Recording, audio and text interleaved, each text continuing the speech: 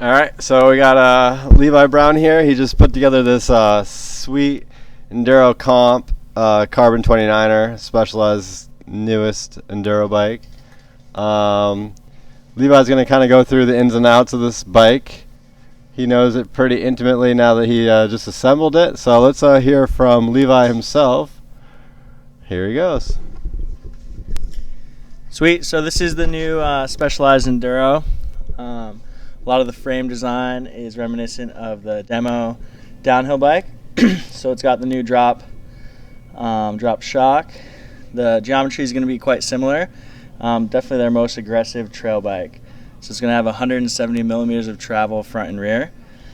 Let's see. The sizing has changed a little bit. So instead of going with the traditional small, medium, and large, they're now doing size 2, size 3, size 4, and size 5. So that sizing really is going to be based around the reach of the bike. So depending on what you like, what style of riding you ride, and how long you want your bike to be, you can kind of choose any size. It's no longer quite based just around height. So this model here comes in at $4,500, $4,510 to be exact. So it's going to have the same frame as the Enduro Expert and the Enduro Elite, with a little bit more affordable components. But that being said, it's still going to have a 12-speed drivetrain. It's going to have SRAM Code R brakes. Those are 4 pistons, so lots of stopping power. It's got RockShox Lyric fork and Super Deluxe shock. So ready to tackle thunder just about anywhere you could imagine bringing this bike. There is a flip chip too, which is something worth mentioning. So that's going to change the head angle and the bottom bracket. Just pretty small adjustments. It's going to be about a half a degree in the head tube angle and 7 millimeters of bottom bracket height. So around here in the Northeast, where it's really rocky, lots of technical climbs, we're probably going to end up riding this bike in the high position, but you know, it's up for you to choose.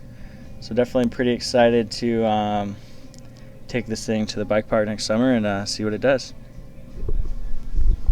So Levi, what is the difference between this bike and the Stump Jumper Evo, as they have or once had? Yeah, so this bike's similar in a lot of ways, but it is going to have about 30 millimeters more travel. So that's going to be the big difference. So really just designed for bigger hits, for even more aggressive riding. That Stump Jumper Evo is going to be a cool bike if you're doing a lot of trail riding, but also at the bike park. Whereas this one, it can still handle the trail riding, but it's really designed for the bike park, for enduro racing and for the biggest hits and the biggest jumps. So if I was to compare this to a different brand, say Santa Cruz or Giant, where would this fall in the lineup of, say, the Santa Cruz bikes?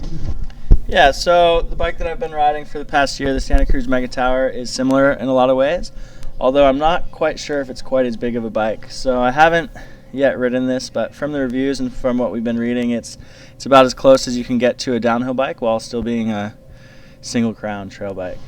So quite an aggressive bike. Cool. Very nice. Well, I appreciate it, Levi. Did a great job. Beautiful bike, beautiful build, great price. You should come on down. We got what do we got? We got an S4 here, and there's no one out back. Do you know what size it is? S3 in the box. S3 in the box. So yeah, if you want to check it out, get your hands on it, take it for a spin, come on down. We got it. BerkshireBikingBoard.com.